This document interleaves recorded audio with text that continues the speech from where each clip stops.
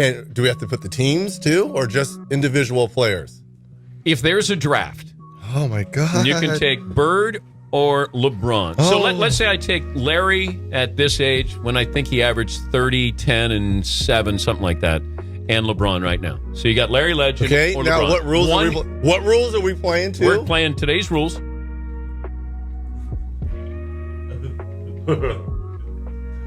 Oh, I gotta go with Larry Joe. I gotta go with Larry Joe. In today's rules, you can't touch him. Yeah.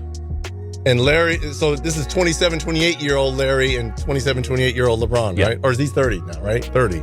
Yeah. So 30-year-old Larry, 30-year-old LeBron. Okay, give me Bird's stats at 30, At Paulie. 30. Because that was an MVP season, I think. Yeah. Wow. 30 points a game, 9 rebounds, 6 assists, 2 steals, and a block. Hey, can I answer that question now? Larry Joe. Yeah. So Larry if he Joe. averaged 30 back then, you take Larry Joe. Larry Joe for the win. Larry Joe for the win. Welcome to Raw Sports TV 23. Make sure you hit the like button and make sure you subscribe. Now, I'm definitely going to have to agree with Reggie Miller in this situation that I'm definitely going to take Larry Bird over LeBron James as the best small forward of all times, any day, all day. Let's just look at something very simple. Career shooting splits. Larry Bird 50% from the field, LeBron 50% from the field. Larry Bird is 38% from the three-point line. LeBron is 34%. And also, Larry Bird is a 90% free throw shooter. LeBron James, 73%. So I'm definitely going to go with Larry Bird in terms of shooting percentages. He's the better shooter.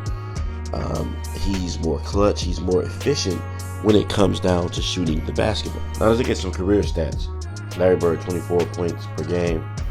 LeBron, 27 points per game. Larry Bird, 10 rebounds per game. He edges out LeBron, 7.5. Assists per game, 6.3 on Larry Bird. LeBron, 7.2.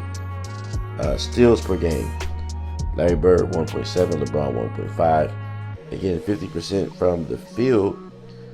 But remember, most of LeBron's points are scored through transition, layups, and dunks. He really doesn't have a really good mid-range. Larry Bird was a better mid-range shooter. And once again, from the free throw line, 90% from the free throw line, and 73% LeBron James. So Larry Bird, like I said, is edging him out in that category. Another thing that we need to pay attention to is that when LeBron James made or was drafted by the Cleveland Cavaliers, they missed the playoffs the first 2 seasons. Well, Larry Bird in 1979 led the Boston Celtics to 61 wins and finished 4th in MVP race. 80-81, 2nd in MVP race with 62 wins. 81-82, 63 wins, 2nd in MVP. Let's skip down to 83-84. He was 1st in MVP voting with 62 wins. 5 finals in that time period, 3 titles, 3 MVPs, 2 finals MVPs. He did this in that time period. So he accomplished much more than LeBron did in the time period that he played, the short period that he played.